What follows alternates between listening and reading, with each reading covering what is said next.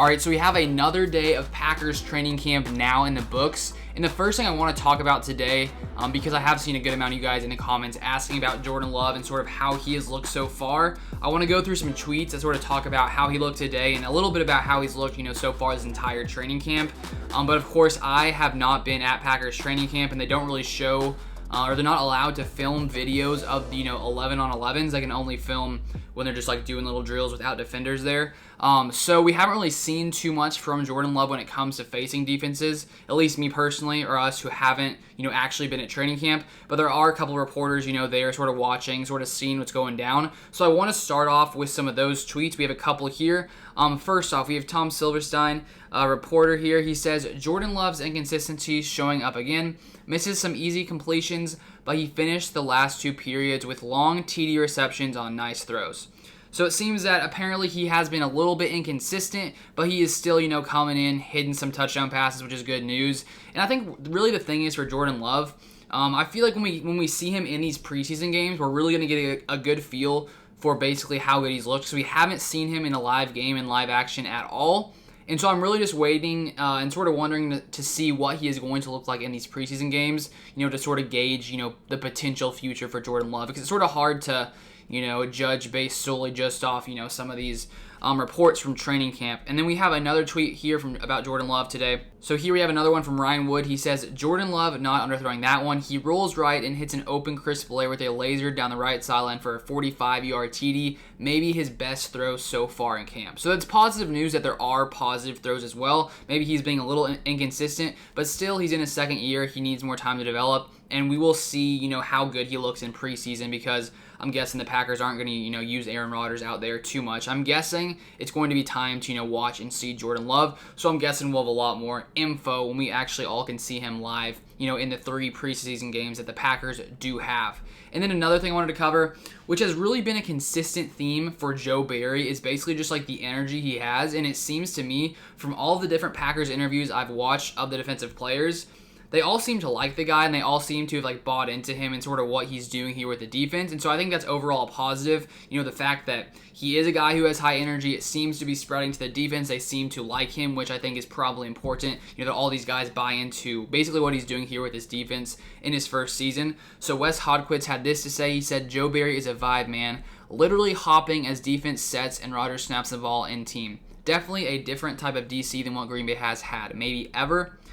So it sounds like honestly, if I played football, if I was a defensive player, I feel like I'd want to play for Joe Barry, a guy who's this passionate basically about what he's doing. So I'm excited to see Joe Barry this season, because I feel like this Packers defense has so many good players, so many good weapons, and hopefully Joe Barry can mix it all, combine it all together to make them, great this season, because we already know the Packers offense is stacked. We already know Aaron Rodgers is the best quarterback in the NFL, so it just comes down to, the defense showing up. If the defense can show up, be a top 5, top 10 defense, man, maybe a wrap for this Packers team. Then next we have here, there was an injury today, unfortunately.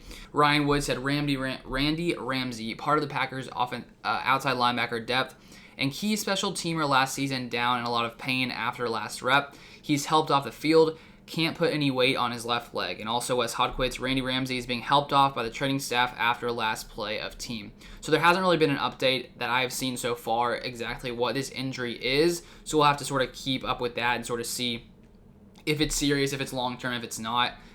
Because he is a guy, that is the outside linebacker depth. And if he's not in there to possibly be the fourth guy, maybe a guy like Jonathan Garvin could potentially be the guy there. So we'll have to wait and see what kind of injuries this is, if it's serious or not. Then we have Matt Schneidman here saying Jaire Alexander back in team drills after 2 practices watching from the sideline. So Jaire Alexander, it looked like he was dealing with some cramps the past couple days, but it's good news that he is back in camp here.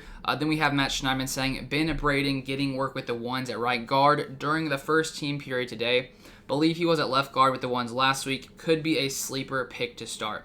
So the common theme here, once again, we have, this offensive line competition with the uncertainty. The Packers really do have just so many different players, so many versatile players, and it seems like lots of them can play in multiple positions. So it is going to be fun to see, or interesting to see, what actually ends up happening, who wins out the job for this offensive line. Then to end it off, we have Packers. Stokes is getting better by the day. His coverage on 17 has resulted in at least 2 failed passes today. So that is good news for Eric Stokes. You know, it was reported a couple days ago, last week, that, you know, he was being burned by Devontae Adams and Aaron Rodgers a few different times, which makes sense considering you're facing Aaron Rodgers and Devontae Adams. So to see him, you know, growing, developing, getting better is definitely good to see.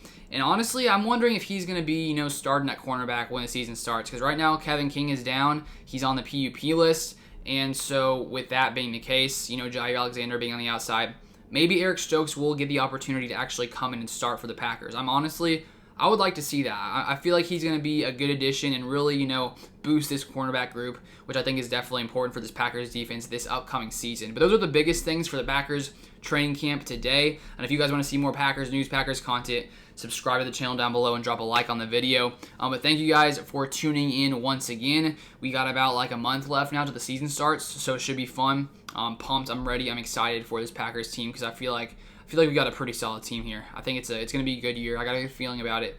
But that's going to be all for today. Thank you for watching. See you guys next time.